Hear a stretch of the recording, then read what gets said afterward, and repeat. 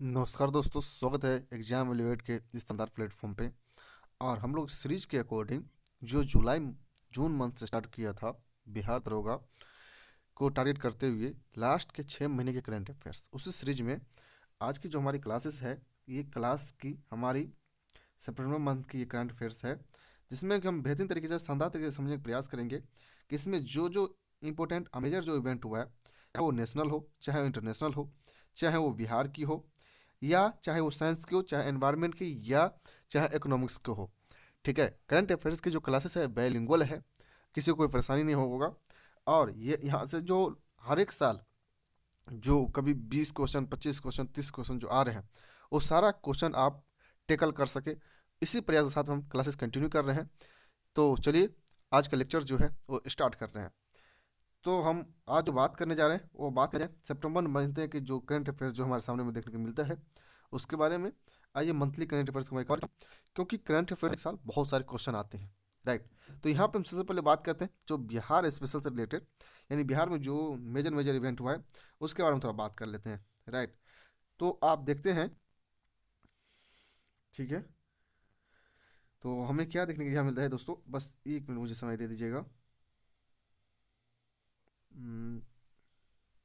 Okay. तो यहाँ पे हमें देखने को मिलता है कि राष्ट्रीय SC ST हब कॉन्क्लेव के बारे में बात किया जा रहा है, ठीक है। राष्ट्रीय SC ST hub mega conclave, ये जो न्यूज़ जो है 200 सितंबर मंथ की है, ठीक है। तो आप लोगों के लिए इसलिए मस्ट हो जाता है, आप लोग इसे बहुत ध्यान से समझते हुए चलेंगे, ठीक है। तो देखिए, राष्ट्रीय SC ST mega hub conclave, ये किसके द्वारा आयोजित किया गया था? ये MSME मंत्रालय द्वारा बोध गया में आयोजित किया गया था। कहाँ पे? बोध गया में। ये सीधा सीधी जगह का नाम आपसे पूछा जाएगा, आप इसे बढ़िया से बताएंगे। कहाँ पे? तो बोध गया में। इसे बिहार में PM विश्वकर्मा और national SC ST hub mega conclave का आयोजन किया गया था, ठीक है। तो आपसे दो चीज़ पूछ लिया जाएगा कि राष्ट्रीय ST ST hub mega conclave कहाँ किया गया, तो ये आपका बोध गया में। अब बिहार में PM विश्वकर्मा और national SC ST hub mega conclave का आयोजन किया गया था, ठीक है। तो ये प्रधानमंत्री मोदी द्वारा किया गया था, इसीलिए हमारे लिए मस्ट हो जाता है। दूसरा हम क्वेश्चन देखते हैं कि सेक्स शॉर्टेज सीमेंट फैसिलिटी बारे में बात करते हैं, ठीक है। अब ये क्या है, तो इसके बारे में थोड़ा अच्छे से बात कर लेते हैं। देखिए, प्रधानमंत्री के द्वारा राष्ट्रीय गोकुल योजना जो है, राष्ट्रीय मिशन जो है, उसके अंतर्गत बिहार में सेक्स शॉर्टेज सीमेंट फैसिलिटी उद्घाटन किया गया है। अब इससे क्या होता है कि इसमें स्वदेशी जो गैजेट टेक्नोलॉजी का उपयोग किया जाता है, जिससे कि वार्षिक क्षमता जो होता है 5 लाख डोज का होता है। वार्षिक क्षमता कितना है? 5 डोज। बेसिकली ये जो यूज किया जाता है, ये जो गोकुल जो मिशन जो है नेशनल लेवल पर जो चल रहा है, इसमें सीमेंट फैसिलिटीज जो होता है किसके लिए? तो जो गाय होते हैं, जो भैंस होते हैं, उसके लिए, ठीक है। तो ये चीज़ आपको पता होना चाहिए। ये क्या नाम था इसका? Sex sorted cement facility. तो इसमें भी प्रधानमंत्री द्वारा चलाया जा रहा है। तो इसीलिए तो यहाँ पर आपसे पूछ लिया जाएगा कि उसकी वार्षिक क्षमता कितना है। तो वार्षिक क्षमता है 5 लाख, ठीक है। तो ये आपको बेहतरीन तरीके से पता होना चाहिए, राइट। नेक्स्ट इस तरीके से हम समझते हैं कि हमारे सामने में आता है वो, आप देखेंगे कि पटना के अंदर में, पटना में आपको देखने को मिलता है कि साइंस सिटी का शुभारंभ किया गया है, जिसका नाम रखा गया है doctor APJ Abdul Kalam science city, ठीक है। ये कहाँ है? ये आपको पटना में देखने के लिए हमें मिलता है, राइट। साथ ही साथ आप देखेंगे कि हाईएस्ट TFR जो सबसे हाईएस्ट जो है, टोटल फर्टिलिटी रेट जो है, ये कहाँ की है? तो यहाँ पे देखने को मिलता है कि टोटल फर्टिलिटी रेट जो है हाईएस्ट, वो बिहार की है, ठीक है। अब बिहार के टोटल है ये कितना है? ये 2.8%, जो कि ज़्यादा है, ठीक है। तो ये सबसे ज़्यादा हाईएस्ट फर्टिलिटी रेट जो है, ये फर्टिलिटी रेट मीन्स कि आप ऐसे समझिए कि प्रजनन दर कितना है, इसको हिंदी में प्रजनन दर बोलते हैं, ठीक है। तो इसमें सबसे ज़्यादा बिहार को हमें देखने को मिलता है। नेक्स्ट हम बात करते हैं कि रामसर साइट्स के बारे में, जो बिहार की रिलेटेड है। तो रामसर साइट में हमें देखते हैं गोकुल रिजर्वायर और उदयपुर लेक, जो बिहार के ही हैं। तो गोकुल रिजर्वायर और उदयपुर लेक जो है, ये दोनों को रामसर साइट में शामिल करने पर चर्चा की गई है, ठीक है। अभी चर्चा की गई है, ये किया गया है, तो ये आपको पता होना चाहिए। तो गोकुल रिजर्वायर और उदयपुर लेक, ये दोनों कमेंट में कर बताएंगे आप लोग कि इन दोनों को जगह जो है ये कहाँ है, कौन से डिस्ट्रिक्ट में है, ठीक है। तो आप करके बताइए। बात करते हैं इंडस्ट्रियल क्लस्टर के बारे में। तो इंडस्ट्रियल क्लस्टर में बात की जा रही है, ये कहाँ डेवलप किया जाएगा, ठीक है, इंडस्ट्रियल क्लस्टर। तो इंडस्ट्रियल क्लस्टर के बारे में बात करते हैं, तो यहाँ पे बैलेंस इंडस्ट्रियल डेवलपमेंट के पॉलिसी के तहत टेक्सटाइल क्लस्टर बिहार में बढ़ावा दिया जाएगा। ठीक है, अब यहाँ पे ये भी बात किया जा रहा है, लेकिन देखिए ये सब चीज़ जो है ना, इसमें कोई अभी जगह स्पेसिफिक नहीं है, तो ये सब क्वेश्चन आपसे पूछा नहीं जाएगा, बस आपको जानकारी के लिए पता होना चाहिए। राइट, तो ये चीज़ें हैं। तो अभी इंडस्ट्रियल क्लस्टर के बारे में तो ये डेवलपमेंट की बात तो की जा रही है, लेकिन इसके लिए स्पेशल कहीं जगह नहीं स्पेसिफाई किया गया है, तो इसीलिए ये सब क्वेश्चन आपसे पूछने के कम चांसेस है। यहाँ पे मस्ट ये है कि doctor APJ Abdul Kalam science city कहाँ बनाया गया है, तो ये आपको पता होना चाहिए, पटना में। ठीक है, इसका शुभारंभ भी हो गया है, इसीलिए ज़रूरी है, आप इमेज के थ्रू भी देख सकते हैं। नेक्स्ट हम बात करते हैं फिजिकल कंट्रीब्यूशन के बारे में। तो फिजिकल कंट्रीब्यूशन है, तो यहाँ पे देखेंगे यूपी, MP योगदान का लगभग 5% है। देखिए यहाँ पे क्या बोला गया है कि यूपी, बिहार और MP का डायरेक्ट टैक्स में जो इनकम टैक्स जो होता है, ठीक है, उसमें अगर संयुक्त रूप से बात करें तो 5%, लगभग 5% का योगदान है। ठीक है, ज़्यादा नहीं है, क्योंकि इतने बड़े स्टेट हैं, यूपी है, बिहार है, MP है, तो काफ़ी बड़े एरिया है, उसमें 5%, तो ये कुछ अच्छा इंडिकेट नहीं कर रहा है। नेक्स्ट हम बात करते हैं, यहाँ पे आप नेशनल करंट अफेयर के बारे में जानते हैं, ऐसे भी अच्छे से समझने का प्रयास करते हैं।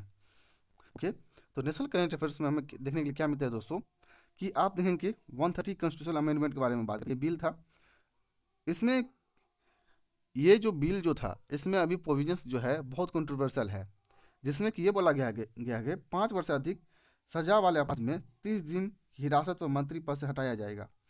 अब देखिए इसमें ये बोला गया है कि अगर किसी मंत्री को सजा से पहले भी अगर वो 30 दिनों तक हिरासत में रहता है, तो उसे पद अपना छोड़ना पड़ेगा, चाहे वो मंत्री हो, चाहे वो प्रधानमंत्री हो, चाहे CM हो, या कुछ भी। ठीक है, तो ये काफ़ी कंट्रोवर्शियल है। इसमें विपक्ष ये बोलता है कि इसमें विपक्ष का जो लीडर्स है उनको डिमोटिवेट करने के लिए, या उनके ऊपर कोई ED FIR हो जाएगा तो पार्टी कमज़ोर हो जाएगा। आप रिसेंट में एग्जांपल देखते होंगे, जैसे कि आप अरविंद केजरीवाल को देखते होंगे, उसके बाद में हेमंत सोरेन को देखते होंगे, तो वो सब चीज़ काफ़ी इस पर कंट्रोवर्शियल रहा है। तो ये बिल के बारे में पता होना चाहिए, 130 कॉन्स्टिट्यूशनल अमेंडमेंट बिल था ये। ठीक है, उसी के साथ में हम बात करते हैं नेशनल मेडिकल कमीशन।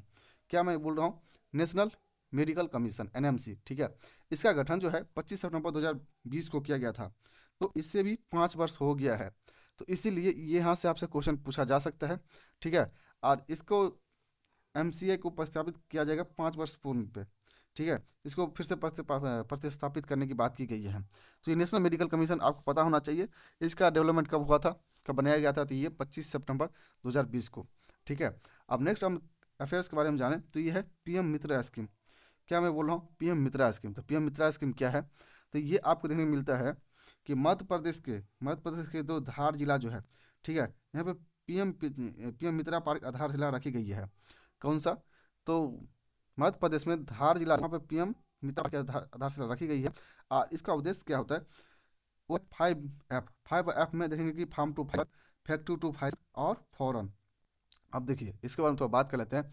जहाँ पे PM मित्र पार्क बनता है ना दोस्तों, वहाँ पे बहुत डेवलपमेंट होता है। वो इसलिए क्योंकि आप देखिए वहाँ पे इंडस्ट्रीज बहुत ज़्यादा डेवलप होता है, बहुत ज़बरदस्त तरीके से इंडस्ट्री वहाँ लगता है, इंडस्ट्री लगता है, तो वहाँ पे इनकम का सोर्सेस लोगों को बढ़ जाता है। साथ ही साथ जो और भी जो कंट्रीब्यूशन वाला चीज़ है वो बढ़िया चीज़ होता है। तो इसके सबसे पहले की बात करते हैं तो धार जिला में लगाया गया है, तो इसलिए हमारे लिए ये मस्ट हो जाता है। तो इसलिए अब धार जिला, क्योंकि जो फर्स्ट और लास्ट जो होता है ना, उसके बारे में ज़्यादातर अक्सर पूछे जाते हैं एग्जाम में, तो आपको बढ़िया से पता होना चाहिए। राइट, और साथ ही साथ इसका 5F क्या है, तो इस बार बजट में भी मेंशन था। ठीक है, तो अगर बजट वाला क्लासेस आप नहीं देखें तो बजट क्लासेस भी आप लोग कंटिन्यू जाके देख लेंगे इस वीडियो खत्म होने के बाद में। देखिए ये है फार्म टू फाइबर, उसके बाद में फैक्ट्री टू फैशन। आप अब फैशन हो गया तो उसके बाद में हमें क्या करना है, जस्ट उसको भेजना है कहाँ, फॉरेन में। ठीक है, यानी कि हमें एक्सपोर्ट भी करना है। राइट, उसी के साथ में बात करते हैं कि यूनिफाइड पेंशन के बारे में, जिसे यूपीएस बोलते हैं। ठीक है, केंद्र सरकार द्वारा कर्मचारियों को विकल्प जो है, ठीक है, ये 1 अप्रैल 2025 से प्रभावी होता है। तो यूनिफाइड पेंशन स्कीम जो है ये प्रभावी हुआ है 1 अप्रैल 2025 से। राइट, चलिए नेक्स्ट हम बात करते हैं यहाँ पे, वो है कि आप देखेंगे कि SCO समिट जो हुआ था काफ़ी फेमस हुआ था, काफ़ी ये, तो इसके बारे में बढ़िया से बात करना चाहिए, क्योंकि यहाँ से क्वेश्चन लगता है कि पूछ लिया जाएगा। ठीक है, तो देखिए SCO का समिट जो था, आपको ये 25वां SCO समिट था, ये कहाँ पे हुआ था, तिनजियान जो है, तिनजियान जो जगह जो है चाइना में। ठीक है, तो ये आपको पता होना चाहिए कि SCO समिट हुआ था, जिसमें कि तिनजियान जो जगह है चाइना का, वहाँ पे। ठीक है, यहाँ पे तिनजियान डिक्लेरेशन जो था वो अपनाई गई, क्या, तिनजियान डिक्लेरेशन जो था उसे अपनाई गई, और इसकी जो अध्यक्षता जो था 2025 से 26 तक ये किर्गिस्तान रिपब्लिक को दिया गया है कि किर्गिस्तान जो है, ठीक है, ये इसका अध्यक्षता कर रहा है। अब आप लोग कमेंट कर बताएं कि एससीओ जो है, एससीओ में कितने मेंबर्स हैं, ठीक है, और इंडिया उसका पार्ट है या नहीं है। ओके, तो कितना मेंबर है एससीओ के अंदर में, क्योंकि एससीओ जो है बहुत बेहतरीन तरीके से बढ़ रहा है एशिया के अंदर में, ठीक है। और इसे जो वेस्ट की जो भी इंस्टीट्यूशन जो है, पश्चिमी जो भी संस्था है, उसके अगेंस्ट माना जाता है, तो इसीलिए हमारे लिए मस्ट हो जाता है। तो आपको पता होना चाहिए एससीओ समिट, एससी समिट में आपसे पूछे तो ये तिनजियान कि बताएंगे कि तिनजियान में इसका हुआ था, इसका अध्यक्षता कौन कर रहा था, तो किर्गिस्तान रिपब्लिक जो है, ठीक है। अब बात करते हैं हम इंडिया और जापान पार्टनरशिप के बारे में।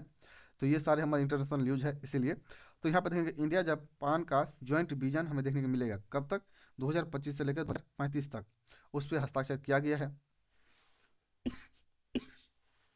ठीक है। तो इंडिया जापान का हमें पार्टनरशिप देखने को मिलेगा इंडिया जापान ज्वाइंट मिशन के तहत, जो कि पूरे 10 सालों के लिए किया गया है। साथ साथ इसरो और जाक्सा के बीच भी चंद्रयान 5 यानी लुपेक्स पे समझौता हुआ है। तो आपसे लुपेक्स अगर पूछ लिया जाए तो ये किसके बीच में हुआ है, तो लुपेक्स जो मिशन जो है ये इसरो और जाक्सा। अब जाक्सा जो है ये जापान की स्पेस एजेंसी है, ये आपको पता होना चाहिए कि जो जाक्सा जो है ये जापान की स्पेस एजेंसी है, राइट। जैसे अपने यहाँ इसरो है वैसे ही जापान में जाक्सा होता है। वहाँ पे चंद्रयान 5 के लिए लुप मिशन पे एग्रीमेंट हुआ है। तो ये चीज़ें आपको, ये दो चीज़ें आपको बढ़िया से पता होना चाहिए। इसी के साथ में देखेंगे कि विड्रॉल फ्रॉम आईसीसी में हमें क्या देखने को मिलता है कि यहाँ पे बुर्किना फासो, माली और नाइजर आईसीसी से सदस्यता वापस ले ली है। अब ये आईसीसी क्या है, तो इंटरनेशनल क्रिकेट काउंसिल जो है, ठीक है, इंटरनेशनल क्रिकेट काउंसिल जो है उससे ये बुर्किना हो गया, फासो हो गया, माली, नाइजर ने वहाँ से अपनी जो मेंबरशिप जो था उसे विड्रॉल कर लिया गया है। ओके, नेक्स्ट हम बात करते हैं इंडिया व इजराइल की एग्रीमेंट पे। तो इसमें क्या हुआ है, तो ये भी डेवलपमेंट देख लेते हैं हमारे सामने में क्या देखने को मिलता है। यहाँ पर आप देखेंगे कि इंडिया इजराइल के एग्रीमेंट में इजराइल जो है भारत के साथ बायलेटरल इन्वेस्टमेंट टेरिटरी करने वाला पहला ओईसीडी देश है, ठीक है। अब ये ओईसीडी क्या कंट्री होता है कि दोस्तों आप ऐसे समझेंगे जैसे कि ओपेक नेशन जो है, जहाँ पे वेल्स वगैरह होता है, ऑयल तेल जहाँ होता है, तो उसे ओपेक कंट्री बोलते हैं। लेकिन जहाँ पे ये चीज़ें नहीं होते हैं तो वहाँ पे ओईसीडी कंट्री उससे बोला जाता है। तो ये कंट्री जो इजराइल जो है, ठीक है, भारत के साथ ये बायलेटरल इन्वेस्टमेंट ट्रीटी हुआ है जिसे बीआईटी बोलते हैं। ये ओईसीडी पहला देश है। नेक्स्ट हम बात करते हैं यहाँ पे दोस्तों कि इकोनॉमिक सेक्टर में आप देखते हैं कि ये भी हमारे लिए बहुत मस्ट मस्ट इंपॉर्टेंट होता है, यहाँ से भी बार बार क्वेश्चन पूछे जा रहे हैं, तो ये भी देखते हैं थोड़ा अच्छे से। तो हमें क्या देखने को मिलता है कि आप देखेंगे जीएसटी 2.0 काउंसिल का यहाँ पर बैठक हुआ था, ठीक है, जीएसटी 2.0। तो इसका जो बैठक जो था 56वीं जीएसटी काउंसिल मीटिंग हुआ था, जिसमें 2 टायर स्लैब जो था 5% और 18% को मंजूरी दी गई है, ठीक है। कौन सा 56वीं जो जीएसटी काउंसिल मीटिंग हुआ था, इससे क्वेश्चन इस बार चांस है कि बहुत ज़्यादा प्रोबल है कि यहाँ से क्वेश्चन आपसे पूछा जाएगा, ठीक है। अगर क्वेश्चन पूछा जाता है तो आप इसका जवाब बहुत अच्छे, आप बहुत बेहतरीन तरीके से देने का प्रयास करेंगे। तो वो क्या है कि यहाँ पे देखिए 2 टायर स्लैब जो था 5% और 18% मंजूरी दी गई है। इसमें हेल्थ इंश्योरेंस को जीएसटी से मुक्त कर दिया गया है।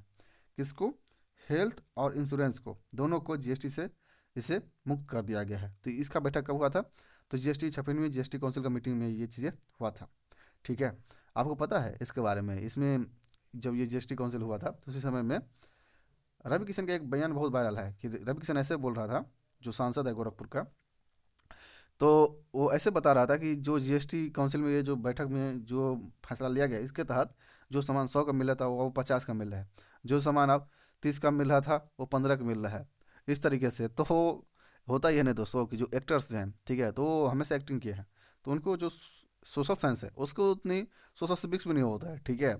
तो अपना अनाप शनाप आके बोल दिए, लेकिन इस पर बहुत ज़्यादा कंट्रोवर्सी हुआ है, तो बट कोई बात नहीं, चलिए हमारे लिए तो जो इन्फॉर्मेशन है वो हमारे लिए काम की है। तो नेक्स्ट हम बात करते हैं ग्लोबल इनोवेशन इंडेक्स में, ग्लोबल इनोवेशन इंडेक्स 2025 में। तो इसमें जो भारत का रैंक जो है, ठीक है, ये भारत का रैंक जो है 38 है। कितना, 38। ये 2015 में बात करें दोस्तों तो ये 81 था, 81 यानी 81 था। अब ये जो है ये 38 हो गया है, ठीक है, ग्लोबल इनोवेशन इंडेक्स में। तो इससे भी रिलेटेड क्वेश्चन आपसे पूछ सकता है, उसके रीजन मैं क्यों बोल रहा हूँ कि देखिए यहाँ पे अभी 2015 से 2025 आ गया था, यानी पूरे 10 साल हुआ है। और 10 साल में क्या डेवलपमेंट हुआ है वो आपसे बार बार क्वेश्चन में पूछे जाते हैं आपके एग्जाम में, ठीक है। तो यहाँ पे आपको पता होना चाहिए इसका रैंक जो है 38 है, ठीक है, भारत का। और टॉप रैंक कौन है, तो स्विट्जरलैंड है ग्लोबल इनोवेशन इंडेक्स में, राइट। तो ये सब चीज़ें आपको बढ़िया से पता होना चाहिए। नेक्स्ट हम बात कर लेते हैं, वो बात करते हैं भारतीय इनिशिएटिव के बारे में। क्या, भारतीय इनिशिएटिव। तो भारतीय इनिशिएटिव में हमें क्या देखने को मिलता है कि अपेरा जो है, अपेरा द्वारा कृषि निर्यात पर $550 बिलियन तक ले जाने हेतु लॉन्च किया है अपेरा, ठीक है। अपेरा जो है कृषि निर्यात को $50 बिलियन तक ले जाने के हेतु लॉन्च किया गया है। इसी के साथ में हमें देखने को मिलता है कि इंडिजीनियस मैक्रो प्रोसेसर जो है, इंडिजीनियस मैक्रो प्रोसेसर जो है भारत का पहला पूर्ण स्वदेशी 32 बिट प्रोसेसर जो है विक्रम 32 है। अब आपसे सीधा सीधा क्वेश्चन पूछेगा कि विक्रम 32 क्या है, ठीक है। तो विक्रम 32 क्या है, तो ये भारत का पहला पूर्ण स्वदेशी 32 बिट प्रोसेसर है, ठीक है। ये भारत का पहला इंडिजीनियस है जो कि ये बिट एक प्रोसेसर है, तो इसका नाम है विक्रम 32। ओके, तो दोस्तों इसी तरीके से हम आगे भी क्लासेस कंटिन्यू करेंगे। देखिए हमारा जो अप्रोच जो है बिल्कुल क्लियर और कट है, वो इसलिए कि हम कोई भी सेक्शन जो आपका होता है ना वो छोड़ने का प्रयास नहीं करते हैं। मंथली करंट अफेयर्स है, और अगर आप जाएंगे ना, अभी आप जो भी वार्षिकी लेंगे जो खरीदेंगे, उसमें आपको देखने को मिलेगा कि 500 सुपर फैक्ट्स हैं, ठीक है। 500 नहीं, 5000 सुपर फैक्ट्स है, तो कैसे याद करेंगे। तो तरीका एक ही है कि आप एक मंथली करंट अफेयर्स पकड़ें, वहाँ पे जो होलिस्टिक अप्रोच होता है उसको फॉलो करें। और वही चीज़ फॉलो मैं कर रहा हूँ, जिसमें कि हम देखेंगे बिहार, पहले बिहार देखा, उसके बाद हमने नेशनल देखा, फिर हमने इंटरनेशनल देखा, अब हम बैंकिंग सेक्टर देख रहे हैं कि जहाँ से ज़्यादा प्रोबल चांस है कि आपका क्वेश्चन पूछे जाए। इसके बाद भी हम यहाँ से एनवायरनमेंट भी देखेंगे, साइंस टेक भी देखेंगे, राइट।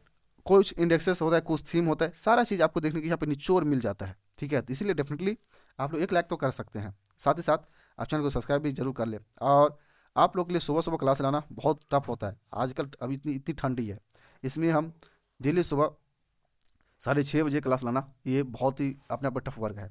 तो इसलिए तो आप 1-2 लाइक कर सकते हैं, ठीक है। तो नेक्स्ट हम बात करते हैं, अब बढ़ते हैं आगे चल। बाकी आप लोग बताएं आप लोग का प्रिपरेशन कैसा चल रहा है। एग्जाम जो है आपका 18 को है या 21 को, आप लोग कमेंट करके बताइएगा। ओके, अब हम देखिए जो हमारा नेक्स्ट सेगमेंट जो है वो साइंस और टेक्नोलॉजी एनवायरनमेंट वाले सेगमेंट है, ठीक है। तो साइंस भी हम कवर कर रहे हैं, टेक्नोलॉजी भी, एनवायरनमेंट भी। देखिए इसमें हम देखते हैं कि हमारे सामने देखने को मिलता है कि बायो ई3 पॉलिसी।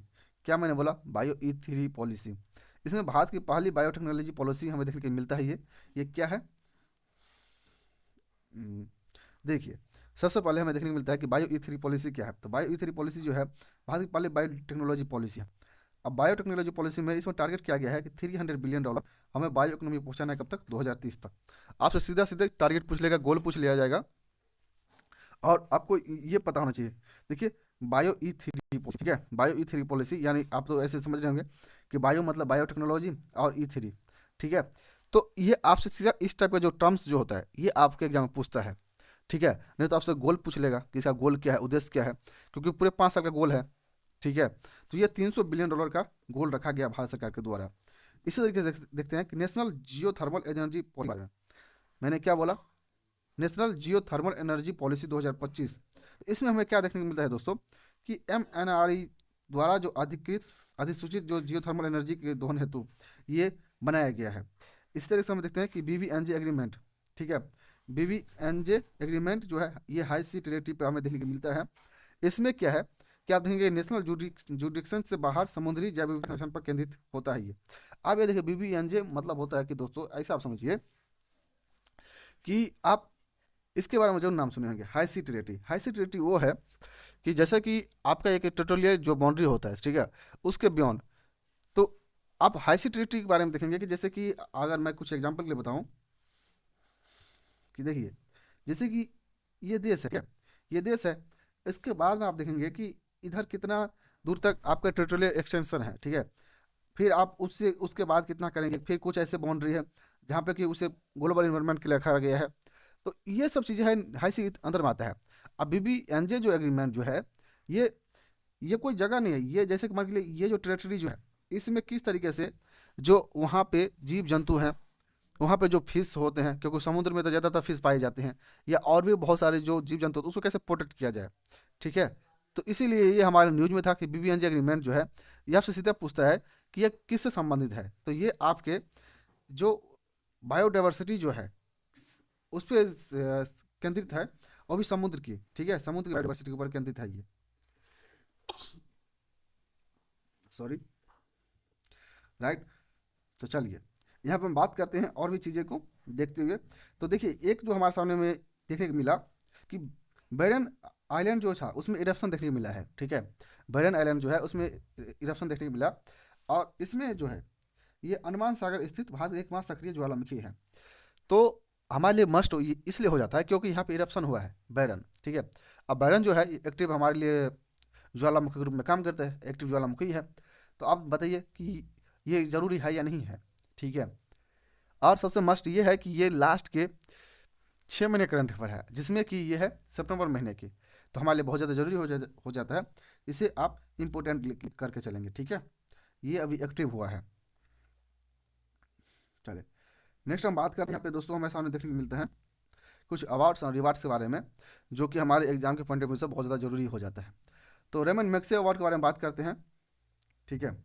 रेमन मैग्से अवार्ड ये बहुत फेमस अवार्ड है, इसमें बहुत प्रतिष्ठित लोगों को दिया जाता है ये रेमन मैग्से अवार्ड्स।